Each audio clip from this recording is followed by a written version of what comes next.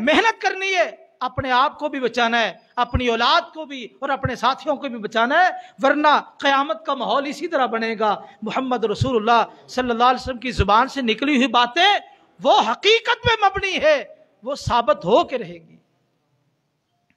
اور اسی طرح محمد رسول اللہ صلی اللہ علیہ وسلم کی ایک پیشگوئی یہ بھی ہے، فرمایا لا تقوم الساعہ حتی یتباہ الناس علی المساجد، قیامت قائم نہیں ہوگی حتیٰ کہ لوگ مساجد کے اوپر فخر کریں گے، میری مسجد بڑی ہے، میری مسجد بڑی ہے، ہماری مسجد بڑی خوبصورت ہے، اس میں بڑی ٹائل اچھی لگی ہے۔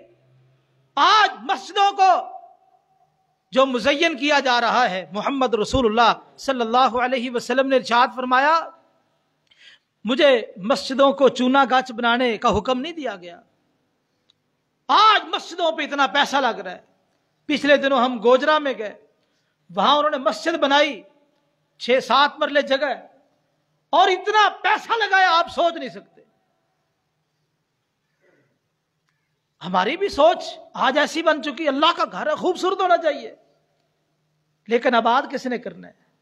یہ مسجدیں تو آباد ہوتی ہیں نمازیوں کے ساتھ، مسجدیں آباد ہوتی ہیں طلباء کے ساتھ۔ لاکھوں روپے کروڑوں روپے لگا کے بلڈنگ بنا لو اور اس کو ویران رکھو، نمازی 10-15، اتنا پیسہ لگانے کی کیا ضرورت ہے؟ آج امت مسلمہ کے اندر آپ دیکھ لیں، مقابلہ بازی ہے۔ اس کی مسجد کا مینار 100 فٹ ہے، میں نے 120 فٹ بنانا ہے، اس نے 120 فٹ مینار بنایا، میں نے 150 فٹ بنانا ہے۔ یہ مقابلے بازی، اس نے فلاں ٹائل لگائی، میں نے فلاں لگانی ہے، اس نے فلاں پتھر لگوایا، میں نے فلاں لگوانا ہے۔ قیامت کے قریب محمد رسول اللہ صلی اللہ علیہ وسلم نے فرمایا یہ امت کے اندر بیماری آ جائے گی، آ چکی ہے، دیکھ رہے ہیں آپ۔ اور اسی طرح محمد رسول اللہ صلی اللہ علیہ وسلم نے ارشاد فرمایا لَتَتَّبِعُنَّ سُنَنَ مَنْ قَبْلَكُمْ، تم پہلے لوگوں کی ضرور پیروی کرو گے، پہلے لوگوں کی، شبرم بشبرن، جس طرح ایک بالشت دوسری بالشت کی طرح ہوتی ہے، ایک جیسی ہے، اسی طرح تم ان کی پیروی کرو گے۔ جس طرح ایک بازو دوسرے بازو کی طرح ہے، اس طرح تم ان کی پیروی کرو گے، حتیٰ کہ ان میں سے کوئی آدمی اگر وہ سانڈے کی بل میں داخل ہوا، تم میں سے بھی ایسا آدمی پیدا ہوگا جو سانڈے کی بل میں داخل ہوگا۔ اللہ کے رسول آپ پہلے لوگوں سے مراد کون لوگ لے رہے ہیں؟ صحابہ نے بھی جگہ جگہ پہ حد کی، جب بھی اللہ کے رسول نے کوئی بات ارشاد فرمائی فوراً سوال کیا تاکہ الجھن نہ رہے، معاملہ مخفی نہ رہے۔ اللہ تعالیٰ ان کی قبروں پہ کروڑوں رحمتیں نازل فرمائے، دین کو واضح کیا ہے۔ جب بھی آپ نے کوئی بات ارشاد فرمائی، سمجھ نہیں آئی تو پوچھ لیا، سمجھ نہیں آئی تو آپ نے پوچھ لیا۔ اللہ کے رسول یہود و نصارہ مراد لے رہے ہیں، آپ نے فرمایا اور کون ہو سکتے ہیں؟ یہود و نصارہ کی بیماریاں تمہارے اندر آ جائیں گی۔ اور کیا بیماریاں تھی یہود و نصارہ کی؟ ان بیماریوں میں سے ایک بیماری، وہ اپنے نبیوں کی قبروں پہ اور اپنے بزرگوں کی قبروں پہ مسجدیں بناتے تھے۔ محمد رسول اللہ صلی اللہ علیہ وسلم نے اپنی آخری بیماری میں جس میں آپ فوت ہوئے، آپ نے ارشاد فرمایا تھا لعن اللہ الجہود والنصارى اتخذوا قبور انبیائہم مساجدا، اللہ یہودیوں پہ لعنت کرے، عیسائیوں پہ لعنت کرے، انہوں نے اپنے نبیوں کی قبروں کو سجدہ گاہ بنا لیا، سجدے کرنے لگ گئے۔ آج دیکھ لیں صورتحال، یہود و نصارہ کی پیروی میں آج یہ امت قبروں کو سجدہ کر رہی ہے۔ اور آپ نے فرمایا اذا مات فیہم الرجل الصالح بنوا علی قبرہ مسجدا، جب بھی ان میں کوئی نیک بندہ فوت ہو جاتا، کوئی بزرگ آدمی فوت ہوتا، اس کی قبر کے اوپر سجدے کرتے اور اوپر مسجدیں بنا لیتے۔ یہ آج امت محمدیہ کے اندر عیب موجود نہیں ہے۔ 87 کا بیان تھا کہ پاکستان میں 24,000 مزار ہے، یہ 1987 کی بات ہے، پاکستان میں 24,000 مزار ہے۔ آج یعنی 34 سال ہو گئے. 34 سال میں کتنا اضافہ ہوا درباروں میں. جہاں سجدے ہو رہے ہیں غیر اللہ کو، ہے پاکستان، لیکن جگہ جگہ قدم قدم پہ شرک کے اڈے کھلے ہیں. کون ہے پوچھنے والا؟ محمد رسول اللہ صلی اللہ علیہ وسلم نے پیش گوئی فرما دی، تم یہود و نصارہ کی پیروی کرو گے. اور اسی طرح یہود و نصارہ کے اندر علماء کی تقلید تھی، ائمہ کی تقلید تھی. اس امت کے اندر بھی یہ تقلید ہوگی اور ہے. عدی بن حاتم رضی اللہ تعالیٰ عنہ جب نبی کریم صلی اللہ علیہ وسلم کے پاس آئے، ان کے گلے میں سونے کی سلیب تھی. فرمایا علی اتار دو، عدی اتار دو اس کو. فوراً اتار دی. آپ نے یہ آیت پڑھی اتخذوا احبارهم ورهبانهم اربابا من دون اللہ. سورۃ توبہ کی یہ آیت ہے. یہود و نصارہ نے اپنے مولویوں کو، درویشوں کو رب بنا لیا.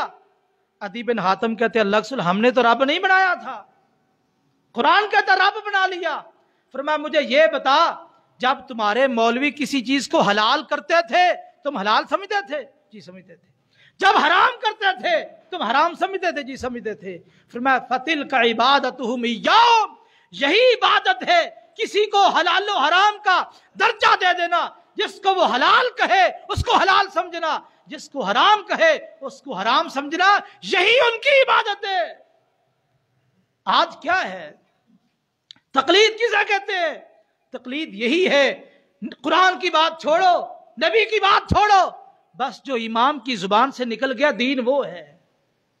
لوگوں حق کی بات یاد رکھو، قیامت والے دن گواہ رہنا. دین وہ ہے جو نبی کے توسط سے آیا ہے. ہمیں تختہ دار پہ لٹکا دو، سولی پہ لٹکا دو، ہم یہ اعلان بات کہتے رہیں گے. دین وہی ہے جو نبی کے واسطے اور وسیلے سے آیا ہے. یا نبی نے قرآن کی صورت میں دیا، یا نبی نے اپنے فرمان کی صورت میں دیا، یا نبی کی سنن موجود صحابہ نے بیان کی ہے. اس کے علاوہ کسی مولوی اور کسی مفتی کا فتویٰ دین نہیں بن سکتا. ہم اس دین کو ماننے کے لیے تیار ہی نہیں ہے. اور یاد رکھیے، پوری بصیرت کے ساتھ یہ بات کہتا ہوں، یہی صراط مستقیم ہے. کتاب و سنت کی پیروی یہی صراط مستقیم ہے. اور جو شیطان نے کہا تھا نا کہ میں صراط مستقیم پر بیٹھوں گا، قرآن مجید میں ہے لَأَقْعُدَنَّ لَهُمْ صِرَاطَكَ الْمُسْتَقِيمَ، اللہ میں تیرے سیدھے راستے پہ بیٹھوں گا. اور یاد رکھو لوگوں، پوری بصیرت کے ساتھ یہ بات کہہ رہا ہوں، صراط مستقیم نام ہے کتاب و سنت کی پیروی کا، اور شیطان اسی راستے پہ بیٹھا ہے. کسی دوسرے راستے پہ جانے کی شیطان کو ضرورت ہی نہیں ہے. اس نے گمراہ اسی کو کرنا ہے جو سیدھا جائے گا، جو رب کی طرف جائے گا، جو رسول کی طرف جائے گا. جو رب رسول کا راستہ چھوڑ کے پہلے ہی راستہ بدل چکا ہے، شیطان کو اس کے پاس جانے کی ضرورت ہی نہیں ہے. قرآن مجید سے ہمیں یہ بات معلوم ہو رہی ہے. آئیے نبی کریم صلی اللہ علیہ وسلم کی پیش گوئی کہ یہود و نصارہ نے اپنے مولویوں کو، علماء کو رب بنایا. اللہ کے رسول فرماتے میری امت کے اندر بھی ایسے لوگ آئیں گے. دیکھ لے تقلید کا تصور ہمارے موجود ہے. یاد رکھیے تقلید اس کا وجود نہ قرآن میں نہ حدیث میں ہے. پوری ذمہ داری کے ساتھ یہ بات کہہ رہا ہوں ممبر نبوی پہ کھڑا ہو کے. اور انشاءاللہ جو آج جملہ ہے قیامت والے دن بھی یہی جملہ ہوگا. لوگوں گواہ رہنا، تقلید کا وجود نہ کتاب میں ہے قرآن مجید میں اور نہ حدیث میں ہے، صرف کتاب و سنت کی پیروی ہے. آپ نے پیش گوئی فرمائی وہ سچ ثابت ہو گئی ہے. اور اسی طرح آپ نے فرمایا میری امت کے 73 فرقے ہوں گے، 72 جہنم میں جائیں گے، ایک جنتی ہوگا. پوچھا کہ حضور وہ کون ہے؟ فرمایا ما انا علیہ و اصحابی، جس پر میں اور میرے اصحاب ہیں، جس پر میں اور میرے اصحاب ہیں. نبی کریم صلی اللہ علیہ وسلم کس طریقے پر قائم تھے؟ کس طریقے پر قائم تھے؟ جو پوری ذمہ داری کے ساتھ، یعنی آپ کتاب و سنت پر قائم تھے. ہمارے ہاں مروجہ مسالک میں سے کسی مسلک پہ نہ نبی قائم تھے نہ امتی قائم تھے. آپ کے جتنے امتی تھے اس وقت اصحاب رسول تھے.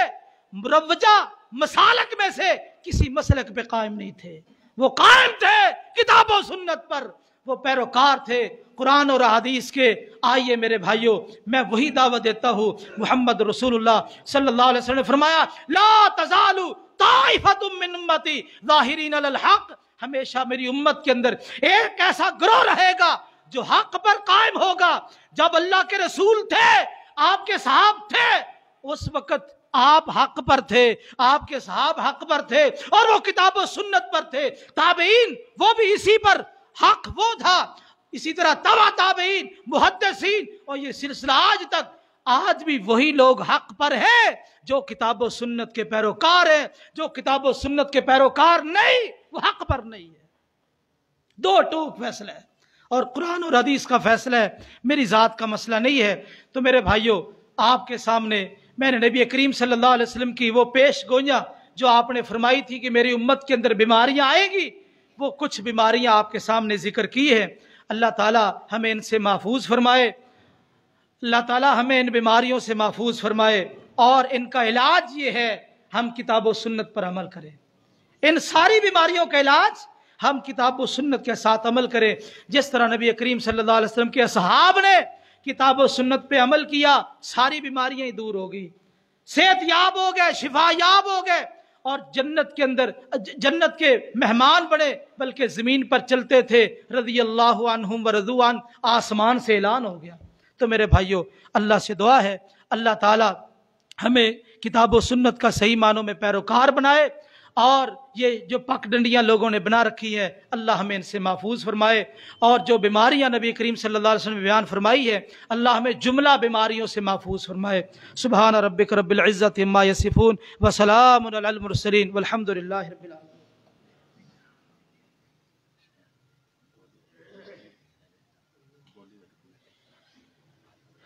ان الحمد للہ نحمده ونستعینه ونستغفره ونعوذ باللہ من شرور انفسنا ومن سیئات اعمالنا، من يهده الله فلا مضل له ومن يضلل فلا هادي له، اشهد ان لا اله الا الله وحده لا شريك له واشهد ان محمدا عبده ورسوله۔ يا ايها الذين امنوا اتقوا الله حق تقاته ولا تموتن الا وانتم مسلمون۔ يا ايها الناس اتقوا ربكم الذي خلقكم من نفس واحدة وخلق منها زوجها وبث منهما رجالا كثيرا ونساء، واتقوا الله الذي تساءلون به والأرحام إن الله كان عليكم رقيبا۔ يا أيها الذين آمنوا اتقوا الله وقولوا قولا سديدا يصلح لكم أعمالكم ويغفر لكم ذنوبكم ومن يطع الله ورسوله فقد فاز فوزا عظيما۔